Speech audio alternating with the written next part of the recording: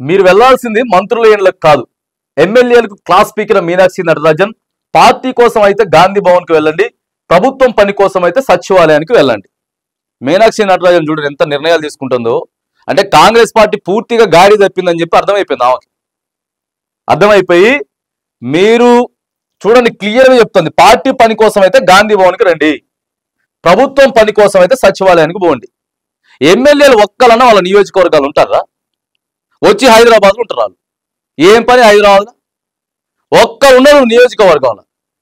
ఆ ప్రజల దగ్గరికి పోయేది లేదు, మాట్లాడేది లేదు.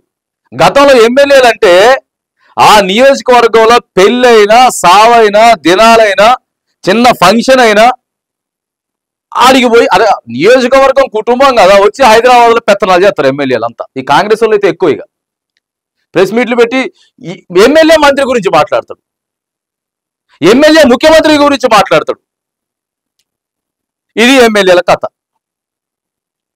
అందుకే క్లియర్గా చెప్తున్నది, ముఖ్యమంత్రి మంత్రుల ఇళ్లకు వెళ్ళొద్దు, చీకటి మీటింగ్లు, లాబింగ్లు బంద్ పెట్టకండి. మొన్న 10 మంది ఎమ్మెల్యేలు కూర్చొని మీటింగ్ పెట్టుకున్నారు కదా అక్కడ ఫామ్ హౌస్ లో. ఆ దెబ్బ ఇది. నేను ఈ మధ్య రాష్ట్రానికి ఇన్ఛార్జిగా వచ్చిన కానీ గత 6 నెలల నుంచి అంతా గమనిస్తూనే ఉన్నా. నిన్న కూడా మనం చెప్పినాం ఈ వీడియోలో, మనం వీడియోలో చెప్పినాం 6 నెలల నుంచి. ఎప్పుడంటే పార్లమెంట్లో ఎప్పుడైతే 8 స్థానాలు బీజేపీకి వచ్చినాయో అప్పటి నుంచే ఒక కన్ను ఎసిపెట్టిరు ఢిల్లీ నుంచి. 6 నెలల నుంచి అన్ని గమనిస్తూనే ఉన్నా. ఎవరెవరు ఏమేం చేశారో నాకు అన్ని తెలుసు. రాహుల్ అన్ని చెప్పారు, అందుకే నన్ను పంపారు. అవసరమైతే నామినేటెడ్ పదవులు మారుస్తాం. సంచలన వ్యాఖ్యలు చేసిన మీనాక్షి నటరాజన్. నిన్న మనం ఇవన్నీ కూడా చెప్పినాం. రాహుల్ గాంధీ గారే అన్ని చెప్పి మీనాక్షి నటరాజన్ గారిని పంపించారు. నామినేటెడ్ పదవులలో మొత్తం రెడ్డిలకేనండి బాబు. 32లో 24 ఇస్తారండి రెడ్డిలకి. అది కూడా గాంధీ భవన్ ఏడుందో తెలియదు, పార్టీ ఎప్పుడు పుట్టిందో తెలియదు, కాంగ్రెస్ పార్టీ ఎప్పుడు పుట్టిందో తెలియదు, కాంగ్రెస్ పార్టీ జెండాను మోసిన వాళ్ళు కాదు, కాంగ్రెస్ పార్టీకి 10 ఓట్లు వేయించిన వాళ్ళు కూడా కాదు, నామినేటెడ్ పదవులు తీసుకున్న వాళ్ళు, కార్పొరేషన్ చైర్మన్లు వీళ్ళంతా అయ్యారు. అగో వాటి గురించి కూడా ఇక్కడ ప్రస్తావన జరుగుతూ ఉన్నది. అందుకే చెప్తా ఉంది స్ట్రిక్ట్ గా మీరు నియోజకవర్గాలలోనే ఉండండి. ఆడ ఒక 6 మండలాలు 7 మండలాలు ఉంటాయి. ఆడ తీసుకొని అరే అమ్మ మేము ఇగో ఇందిరమ్మ ఇండ్లు ఇస్తున్నాం, రేషన్ కార్డులు ఇస్తాం అని చెప్పేటటువంటి ప్రయత్నం చేయకుండా ఈడ హైదరాబాద్ లో పెత్తనాలు, ఈడ రాజకీయాలు. పార్టీ పని అయితే గాంధీ భవన్కి వెళ్ళండి, ప్రభుత్వ పని అయితే సచివాలయానికి వెళ్ళండి. అంతేకాని ముఖ్యమంత్రి ఇంటికి మంత్రులు ఇండ్ల చుట్టుముట్టు తిరగకండి. కాకపట్టే సంస్కృతిని బంద్ పెట్టండి. ఎవరిని బతిమలాడుకోవాల్సిన పని లేదు. ఇప్పటిదాకా చేసుకున్న లాబింగ్లు చాలు, నడిపించిన వ్యవహారం చాలు. 6 నెలల నుంచి అన్ని అబ్జర్వ్ చేస్తున్నా.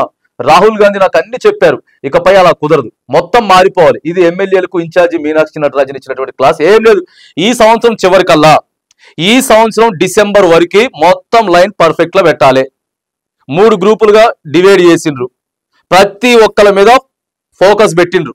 ఫోన్ ట్యాపింగ్లు కూడా అయితే వీళ్ళందరి ఫోన్ ట్యాప్లు అయితే ముఖ్యమంత్రి గారితో సహా ఎక్కడికి వెళ్తున్నారు, ఏం చేస్తున్నారు, ప్రతిదీ లైన్ ఉంటుంది. ఇక ఎవరెవరు బీజేపీ నాయకులను కలుతున్నారు, ఈ పార్టీలో కాంగ్రెస్ లో ఉన్న ఎవరెవరైతే రహస్యంగా మీటింగులు పెట్టుకుంటున్నారు, ఎవరి కోసం పదవుల కోసం ప్రయత్నాలు చేస్తా ఉన్నారు, ఇవన్నీ బంద్ పెట్టాలి. ఈ సంవత్సరం డిసెంబర్ వరకు మొత్తం సెటరేట్ చేస్తాం. ఎవరైనా లైన్ దాటి మాట్లాడినా, ఏవైనా సమావేశాలు నిర్వహించుకున్నా షోకాజ్ నోటీసులు వెళ్ళిపోతాయి, సస్పెండ్లు చేస్తాం. మీకు భయపడేది మాత్రానికి లేదు, ఎవరికి భయపడేది లేదు. కాంగ్రెస్ పార్టీకి గత 100 ఏళ్ళకు పైగా చరిత్ర ఉన్నది. బొచ్చడి మందిని చూసినాం ఇట్లాంటి వాళ్ళం. ఎవరైనా సరే స్ట్రిక్ట్గా ఉండాలి. ఇక కుదరదు అని చెప్తున్నారు సీరియస్ గా. ఎమ్మెల్యేలు వాళ్ళ నియోజకవర్గాల్లోనే ఉండాలి. అంతే కదా. మరి నువ్వు గెలిచిన తర్వాత వచ్చి హైదరాబాద్ లో కూర్చొని ఉంటారు అంటే బాబు, వీళ్ళు 25 రోజులు హైదరాబాద్ ఉంటారు, 5 రోజులు మాత్రానికి ఆడుంటారు, ఆ నియోజకవర్గంలో ఉంటారు. ఇవన్నీ బంద్ పెట్టాలా? పార్టీ కార్యక్రమం అయినా సరే, లేకపోతే ఏదైనా సరే అయితే గాంధీ భవన్, లేకపోతే అసెంబ్లీ సమావేశాలు, లేకపోతే సెక్రటరియట్, సచివాలయంలో ఉండాలి. అంతే చెప్తే ఏది పడితే అది చేయొద్దని చెప్పి రోజుకొక కీలకమైనటువంటి నిర్ణయం అయితే ఇన్ఛార్జ్ మీనాక్షి నటరాజన్ గారు చూస్తా ఉన్నారు. కాంగ్రెస్ పార్టీ నాయకులల్లా, ఎమ్మెల్యేలల్లా గుండెలలో రైలు పరిగెట్టిస్తున్నది.